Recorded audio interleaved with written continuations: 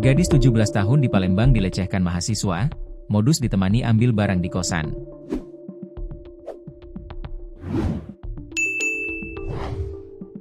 Remaja perempuan berusia 17 tahun di Palembang menjadi korban pelecehan yang dilakukan temannya seorang mahasiswa. Peristiwa itu dilaporkan korban inisial A ke SPKT Polrestabes Palembang didampingi sepupunya pada Sabtu, 7 Juni 2025. Berdasarkan laporan korban, awalnya korban bersama sepupu dan teman-temannya bermain biliar dan makan bersama. Kemudian pelaku F mengajak korban ke kosannya di kawasan Demang Lebar Daun dengan alasan mengambil barang.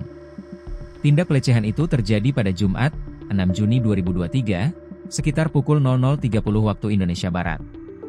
Awalnya kami main biliar, kemudian pelaku pergi ke kosannya dengan mengajak sepupu saya. Mereka tidak pacaran, hanya berteman biasa, ujar Masya, 20, sepupu korban usai membuat laporan. Sesampai di kosan, pelaku mengajak korban naik ke atas tetapi korban menolak dan memilih untuk menunggu di mobil. Dengan bujukannya pelaku meyakinkan korban untuk ikut menemani pelaku. Pelaku membujuk adik sepupu saya ini supaya mau ikut, katanya takut dilihat satpam dan warga, katanya.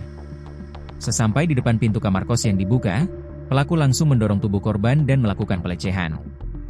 Korban sempat melawan 2 kali dengan menjambak rambut pelaku dan berhasil kabur dari kamar kos tersebut. Pelaku menindih tubuh korban lalu korban langsung melawan. Dia berhasil kabur setelah menjambak rambut pelaku, katanya.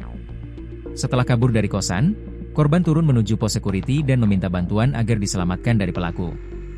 Lari ke pos security sambil menangis, pelaku ngakunya pacaran padahal tidak walaupun kenal 1 tahun, katanya.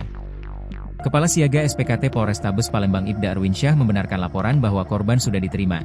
Selanjutnya laporan tersebut diteruskan ke unit PPA Satreskrim Polrestabes Palembang.